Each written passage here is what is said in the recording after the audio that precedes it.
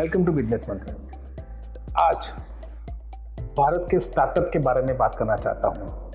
बहुत interesting facts आज मैं आपको बताना चाहता हूँ।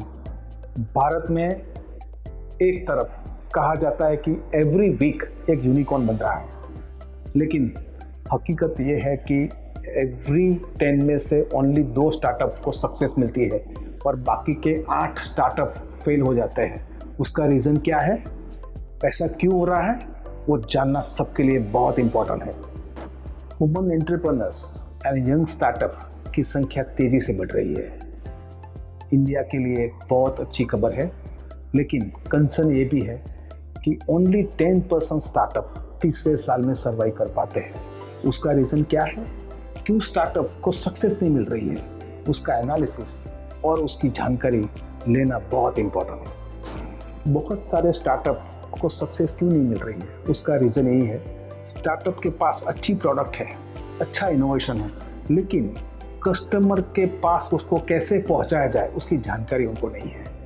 स्टार्टअप को एक ऑर्गेनाइजेशन क्रिएट करना पड़ता है, स्टार्टअप को एक मार्केटिंग स्ट्रैटेजी क्रिएट करनी होती है, फाइनेंशियल मॉडल खड़ा करना पड़ता है। स्टार्टअप के पास अगर अच्छा मेंटर नहीं है तो स्टार्टअप की सक्सेस की गारंटी बहुत कम है। अगर आप स्टार्टअप हो और अगर आपको सक्सेसफुल स्टार्टअप ग्रो करना है तो क्या करना चाहिए, उसके लिए मैं थोड़ी टिप्स देना चाहता हूँ। टिप नंबर 1, अपने ऑर्गेनाइजेशन को एक ऑर्गेनाइजेशन के तौर पर देखिए। छोटी सोच मत रखिए। अगर आपको स्टार्टअप को ऑर्गेनाइजेशन और बड़ी कंपनी बनाना है, आपको ब्रॉड विजन रखना पड़ेगा। टिप नंबर 2, बिजनेस मॉडल को सही ढंग से बनाइए। अगर आपका बिजनेस मॉडल स्ट्रक्चर वे में डिटेलिंग नहीं किया है तो आपको सक्सेस मिलना थोड़ा डिफिकल्ट हो जाएगा। Tip number 3, business strategy plays very important role. जितनी भी बिजनेस स्ट्रैटेजी आपकी स्ट्रांग होगी, आपने सही एंगल से बिजनेस स्ट्रैटेजी को बनाओगे तो आपकी प्रोडक्ट का अच्छी तरह से मार्केटिंग होगा, उसमें कोई डाउट नहीं है। Tip number 4, detailing is the key of any success. जितना आप डिटेलिंग करोगे, जितना आप इन डेप्थ एनालिसिस करोगे, इतना ही सक्सेस आपको ज़्यादा मिलेगा।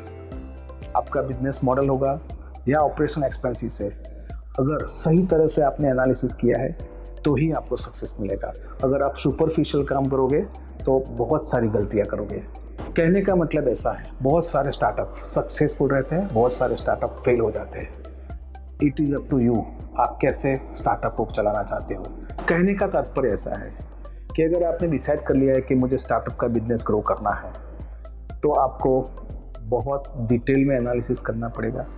सभी एक्सटर्नल और इंटरनल फैक्टर्स को ध्यान में रखना पड़ेगा। आपको अपने आप पे भरोसा रखना पड़ेगा। और मुझे लगता है अगर आपने स्टार्टअप को एक अगर ऑर्गेनाइजेशन की तरह चलाओगे तो आपको सक्सेस की गारंटी है। Wishing you all the best.